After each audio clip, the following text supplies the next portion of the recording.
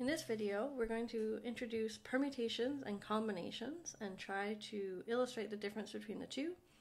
But before that, we're going to talk briefly about the factorial, which is used in both permutation and combination formulas. So we'll start with an example. This is one we actually did in a previous video. So suppose 5 players of a hockey team are getting lined up for a picture, and how many different ways can they stand? So remember, I'm just going to do it on the side here. We had 5 spots, and it ended up being 5 times 4 times 3 times 2 times 1, which was 120 different ways. So that's not so bad. This is doable. But what if you wanted the whole team in the picture? So there's 25 players on the team. Then you're going to have 25 spots. Okay, I'm not going to draw them all. And you're going to have to multiply from 25, 24 times 23 times 22 times 21, etc., all the way until you get to 1. Now this is a huge number that you actually can't, your calculator won't be able to handle. But because this type of thing happens so much, there's a notation for it. This should be example 1. There's a notation for it and a button on your calculator, so you don't actually have to do this individual multiplication. So that's what the factorial does. So we define the r factorial, which is r exclamation point. So you read that as r factorial. So r has to be an integer, and then you take r and you multiply by all the integers less than r until you get to 1. So r factorial looks like r times r minus 1 times r minus 2, all the way down until you do 3 times 2 times 1. In light of the example, though, we can also think of r factorial as a counting tool. So what it ended up being was, so when for the 5-person team, this was 5 factorial, and when I wanted the whole team, I wanted 25 factorial. So what it's doing is it's the number of ways to arrange any number of, say, people or things that are different. So r factorial can be thought of as the number of ways to arrange r distinct objects. Okay, now when we use the word arrange, you always want to remember that order matters. Okay, so the order that you write them makes a difference, and you want all possible orderings.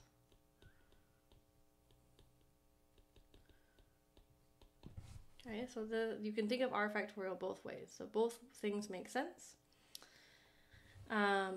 Now we want to, let's just get our hands dirty and compute some factorials to make sure we know what we're doing. So let's start with easy ones. So 1 factorial. So 1 is an integer, positive integer. When we write, this is the r, we go down, we multiply until we get to 1. So because we're already at 1, we just stop. So 1 factorial is 1. 2 factorial is going to be 2 times 1, or 2. 3 factorial, 3 times 2 times 1, so 6. 4 factorial, I do 4 times 3 times 2 times 1, so that's 24. 5 factorial is the one we just did, so 5 times 4 times 3 times 2 times 1, which is 120. Now 0 factorial is a bit weird, so we want to include it because it sort of makes our formulas work better, and we want to define it to be equal to 1. This might seem odd, so to try and convince you of it, if we think about the counting definition, so 0 factorial would be the number of ways to arrange 0 objects. So in combinatorics, we often say there is 1 way to do nothing. So because we don't have to arrange any objects, there's 1 way to do nothing. We don't have to do that. So that's a little bit of a justification why this might be 1, but it makes our formulas work a lot nicer when it's 1. You can use these properties to simplify if you want. So if you don't have your calculator handy, or sometimes it's faster if you know easily how to simplify. So for instance, I'm just doing an easy example. If you have 5 factorial over 3 factorial, this is going to be 5 times 4 times 3 times 2 times 1 over 3 times 2 times 1. Because everything's multiplying, 3 over 3 is a 1, 2 over 2 is a 1, okay, 1 over 1 is still 1. So this is actually just 5 times 4, or 20. Another thing that's kind of neat about factorials is if you're working with r factorial, it may be handy to pull out the r and say that it's equal to r times r minus 1 factorial. Or you could even pull out more things. So as long as you're pulling from the bigger numbers, so r times r minus 1, and then we're going to have r minus 2 factorial left over. Okay, so another way you could have simplified the one we just did is to say it's 5 times 4 times 3 factorial over 3 factorial. And then the 3 factorials would cancel. And again, we would get 20. Okay, so this is not like super important for our class, but it is kind of neat. These factorials are kind of nice to work with. So this is when we're arranging all of the objects. So we're arranging all our objects. Sometimes we want to arrange or think about only some of the objects. Okay, so here we're going to have an example, and they look very similar. So we want to see, are they the same, are they different, and why? So the first one is how many different 2-letter words can be made if we only use the letters A, B, C, D, and without repetition. So this is something we did using the multiplication principle. So we know how many of these there are, hopefully. So we're going to have 2 letters.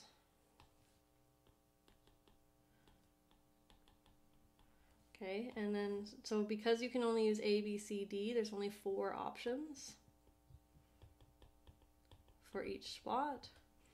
So I'm going to have 4 options for letter 1, but then letter 2, I only have 3 options because I'm not allowed repetition. So there's 12 different 2-letter words. Now let's think about part B. How many different 2-person teams can be made if we only have Abby, Bill, Clint, and Dina to play? Okay, so notice that we have these 4 people, and I even made their names begin with the same letters. So we're making a 2-person team with these 4 people. So maybe we could write out a couple of teams. Okay, so maybe Abby and Bill are on a team. Maybe Abby and Dina are on a team. Okay, etc. So it seems very similar. The difference here is that in part A, the word AD is not equal to the word DA. Those are 2 different words. But on the team Abby Dina is equal to the team Dina Abby. Okay, so that might seem a bit weird, but if you're going to put a team out of 2, it doesn't matter what order you put the people on the team. Okay, so the part B is actually harder to count. And the way we're going to count it right now is to write them all out because the number is small enough. Okay, so we have Abby and Bill, Abby and Clint, Abby and Dina, and then we're going to have Bill and Clint, Bill and Dina, and then we have Clint and Dina. Okay, so what we have is only 6 teams, which is half as many as in part A. So what's going on? So in part A, the order the letters are written matters, whereas in B, the order players are put on the team does not.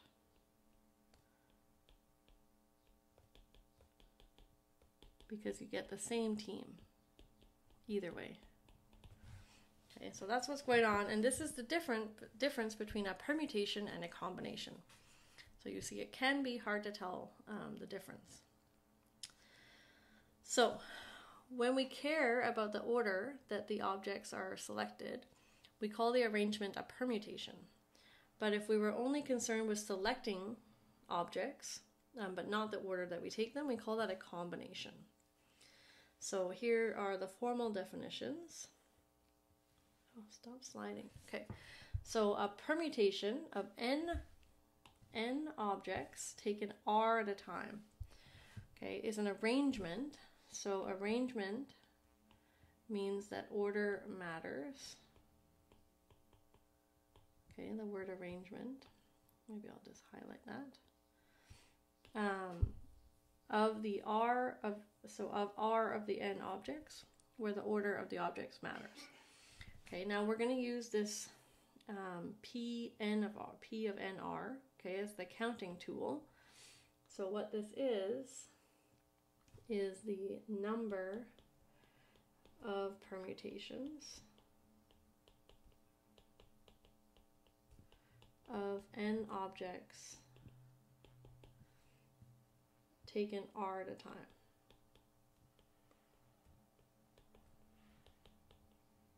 Okay, and I'm going to write this multiple times so that hopefully remember here the order matters. So the order we take the objects matters.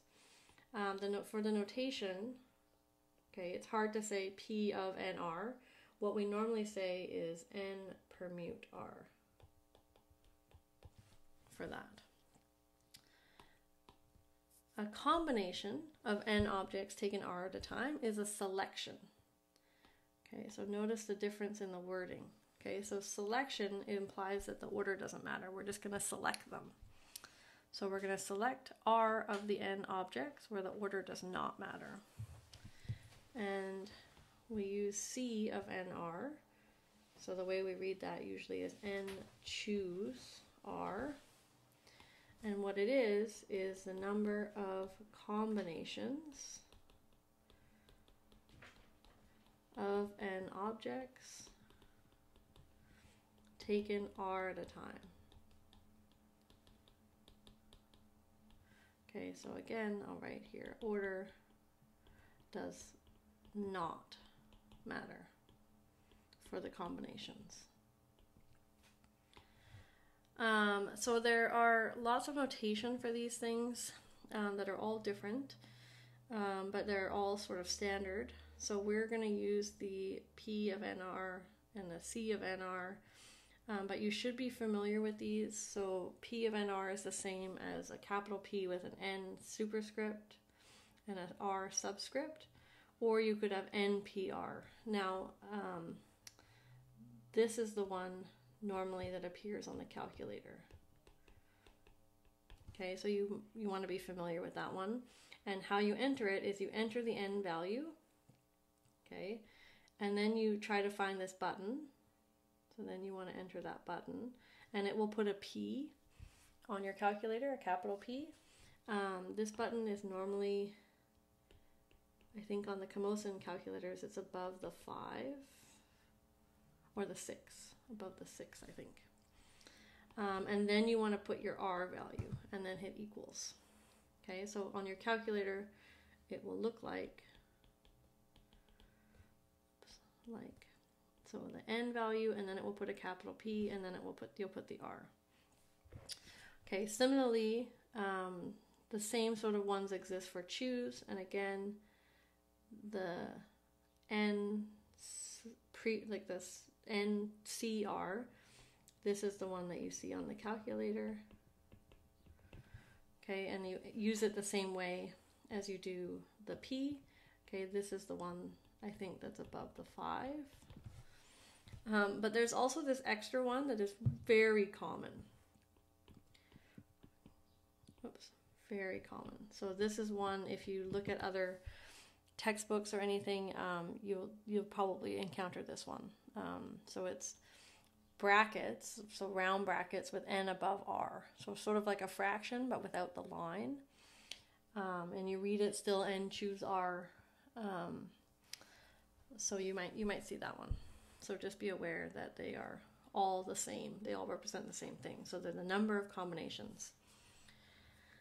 So from our example that we did, before, we know that for permute 2, so this one here, remember we had A, B, C, and D, and we wanted two-letter words where the order mattered.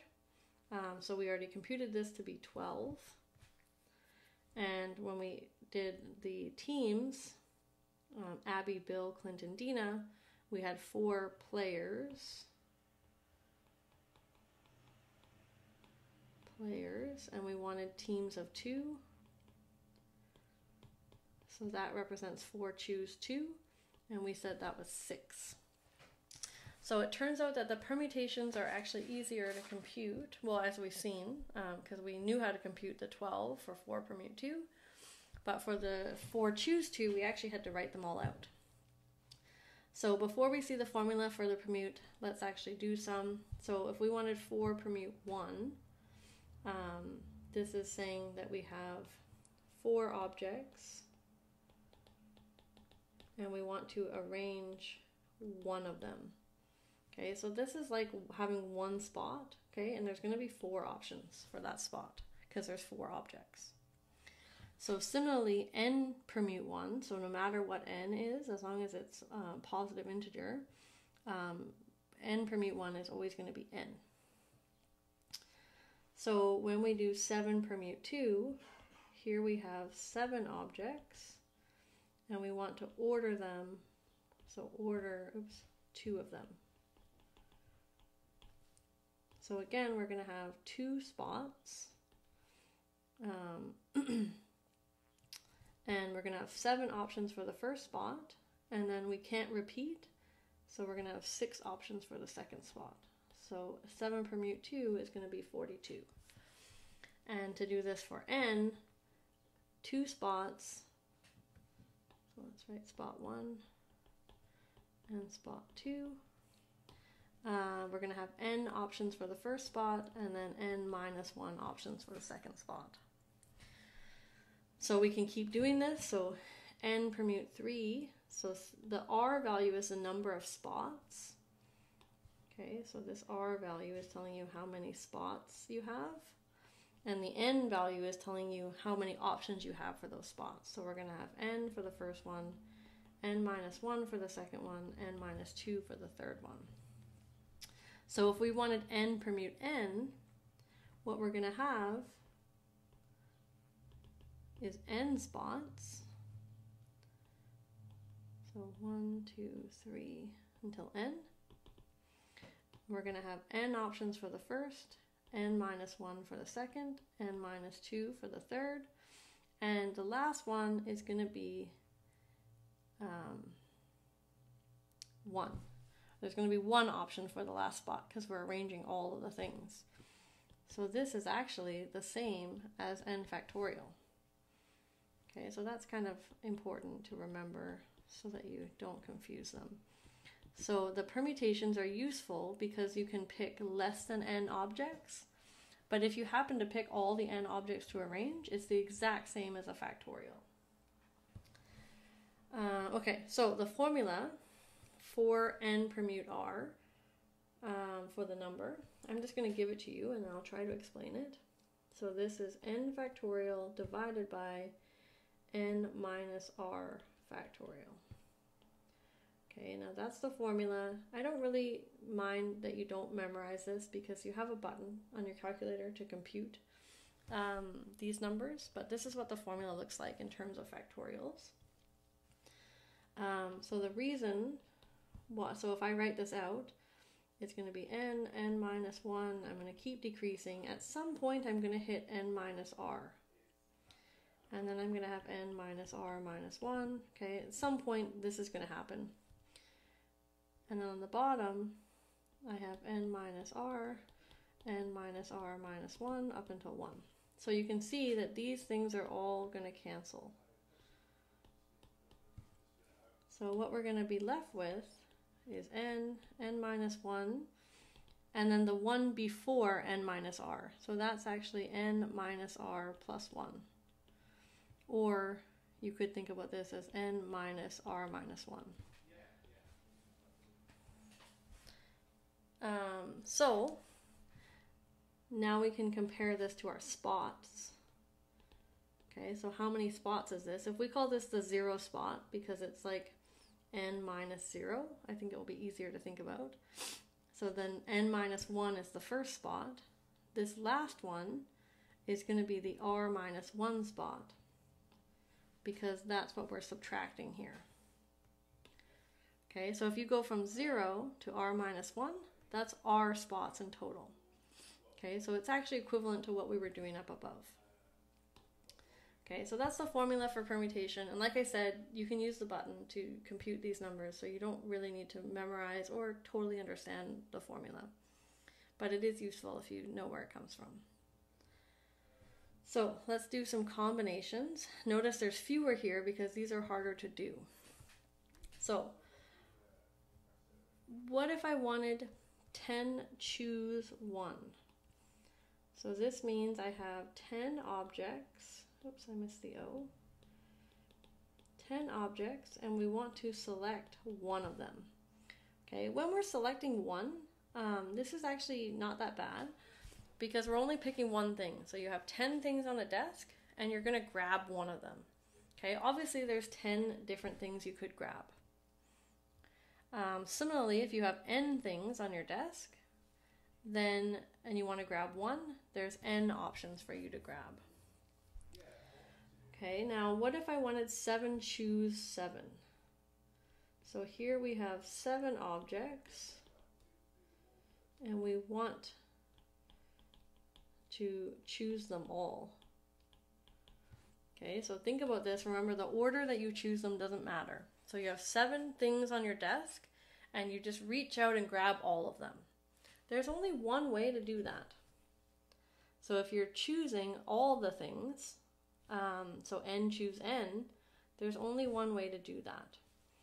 Now this is where, so at the beginning, let me just point out, so I'm going to write a little note here. We said that we didn't do 10, but 10 permute 1 is also 10. So when you're only picking one thing, the permutation and the choose are the same. They're the same because there's only one object, so there's nothing really to arrange going on. But once you're picking more objects, so like the 7 choose 7, okay, so 7 choose 7 is 1, but 7 permute 7 is 7 factorial, which is actually 5,040. Okay, so when the more things you pick, the more different these things will be. Okay, so I'm going to do another note here, which is kind of interesting, but again, you don't really need this for this class, but I think it's neat. So you could do n choose r. So this is counting the number of ways. So number of ways to select r of n things. Okay, we could actually do this a different way, which means that these two numbers are equal. So n choose r is actually equal to n choose n minus r. So in here, this is the number of ways to choose n minus r of n objects. Okay, that's what it means. But instead of taking those objects, we're going to not take those objects, and then we're going to be left with r remaining objects. So n minus r of n objects not to take. Okay, so instead of selecting the ones that you are going to take, you could instead select the ones that you're going to leave behind. So then you have to take the others. So it's doing the same thing, just in a different way. So because of this rule, we can compute a few more combinations. So 10 choose 9 is actually the same as 10 choose 1, so this is going to be 10. So you could choose 9 things to not take, and then you're just taking one thing. So similarly, n choose n minus 1 is the same as n choose 1, which is n. Okay, so we can do a few more, but we have to use a little trick. Now for the formula for the combinations, it's a bit harder to come up with. So we're going to make use of the multiplication principle and an idea that we do often in combinatorics, which is called double counting. And it's kind of similar to what I just did, actually. So what we're going to do is count something in two different ways. So the thing that we're going to count is the number of permutations. So of n objects taken r at a time. Okay, so obviously one way to count that is with npr. So this is the exact thing we're counting, and npr or n permute r already counts that. But now we're going to count it in a different way. So I'm going to have two steps. Okay, so the first step is going to be select r objects. Okay, and then my second step is going to be order the selected r objects. The r selected objects. Okay, so because I have to do one and then the other, I'm going to multiply these numbers. And hopefully you can see that if I select the objects and then I arrange them, then I'm counting all possible ways to arrange r of n objects. Okay, so the difficult part here is how many ways can I select r objects? So here, I don't want them ordered. Okay, so order doesn't matter. Okay, this is exactly what the choose does. So the number of ways to do this is n choose r. And now I have r objects and I want to arrange them. Well, that's exactly what r factorial does. Okay, so if we rearrange this and solve for n choose r, we get that n choose r is n permute r divided by r factorial. And if we sub in the formula for n permute r, this simplifies to n factorial over r factorial n minus r factorial. So here's the formula for choose. So like I said, I don't really care that you memorize the formulas. You have them in your notes. There's a button on your calculator to do it. This is the thing I think is more useful. This relationship here. So this emphasizes the difference between permutations and combinations. So if you want to do a permutation, you can first choose your objects and then arrange them. So because of this, you actually never need to use permutations if you don't want. You can always choose and then arrange. And I actually like to do that because it makes me think, do I want these arranged? Because it's an extra step. Okay, so it can be helpful. But that is an important relationship, I think, to understand. So let's do a few examples. So a law firm has 12 senior partners, 20 junior partners, and they want to make a committee of 6 people. Okay, so first of all, let's just note 12 plus 20 is 32 total partners, if we ignore their level. So how many different committees are possible if we can take any one? Well, it doesn't matter what order they go on the committee because they're all doing the same job. So there's 32 people to pick from, and we want 6, where the order doesn't matter. Okay, this is a choose. So this is going to be 32 choose 6, which is 192 committees. Okay, so if there's no restrictions and anyone, you don't have to have any number of each type of partner, then you just pick from the whole group. Now, how many different committees are possible if there have to be exactly 4 senior partners? Okay, so 4, I'm going to call them SPs for senior partners, and 6 people total mean that we also have 2 junior partners because it says exactly 4 senior partners. So we can't have more than 4 senior partners. So what we're going to do here is do this in 2 steps.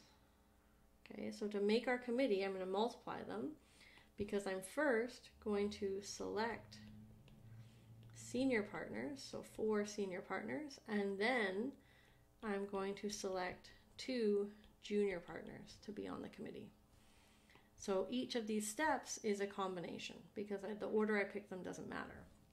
So there are 12 senior partners. So I'm going to have 12 choose 4 because I want 4 of them. And there's 20 junior partners. So and then from the 20 junior partners, I need to select 2. So if you compute each of these numbers separately, you should have 495 times 190, and the total is going to be 94,050.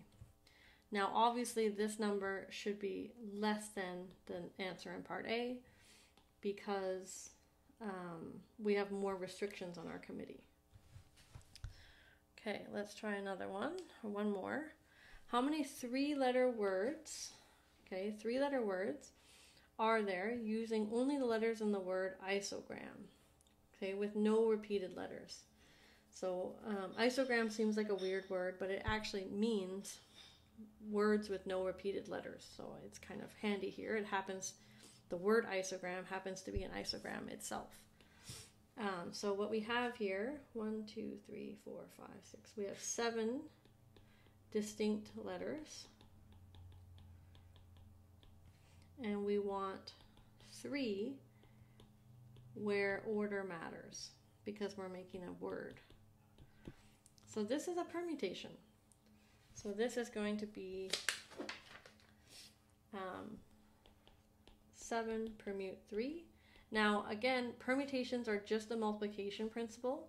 So if you wanted to do this the way we were doing it before, where you have your letters, your spots for your letters, it would be 7 times 6 times 5 because the options go down because of no repeated letters. You're going to get the same answer.